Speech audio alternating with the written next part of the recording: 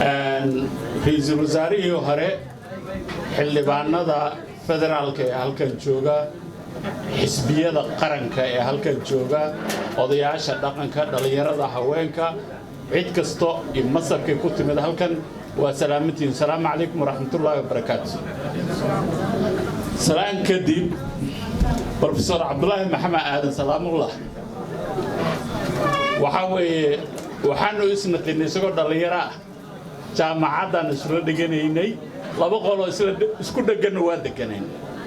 aqoontayada halkaas ilaa ay waqtigan 40 sano ka badan ka soo wareegtay ayaan aqoonay professor cabdullaahi waa nin Soomaaliyeed waa nin Soomaali oo dhan ay isugu mid tahay waa nin Soomaaliya intuu uu joogay intuu ka maqnaaba u taagnaa midnimada iyo wadajirka ummadda Soomaaliyeed waxaan dhihi karaa waa astaan qaran asoo nool ayuu wuxuu yahay astaan qaran marka cabdullaahi runtii maanta musharaxnimadiisa ma jirto cid ka mudan in loo doorto madaxweyne sababtoo ah Soomaalidu inta badan waxbay xeeriyaan ama siyaasad ha noqoto ama ha noqoto qabiil ha noqoto ama gobol ha noqoto waa nin Soomaaliya iyo geeska Afrika oo dhan ay isugu mid tahay oo u dhaxeeya dhammaan waxaan dhihi lahaa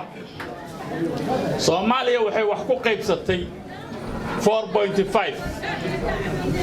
4.5 waa qalad jira oo danley ay samaysatay sidaas darteed maadaama 4.5 ka naftirkeeda uu ku qaday qoys ahaan iyo qof ahaanba waxaan dhihi lahaa qoondaha looga dhigo madaxweynaha odayaasha nabadoonnada halkan fadhisa iyo kuwa naga maqan ee soo xuli doona xildhibaanada baarlamaanka 11aad waxaan kula dardaarmayaa inaad la soo dardaarantaan aadna soo xushaan xildhibaanadii ka dhigi lahaa madaxweyne salaamullah mudana madaxweyne waa sii hormarina waxaan ku leeyahay ummadaada sidaa shalay ugu shaqayn jirta ugu shaqay dadaal darajada waxaa bixiya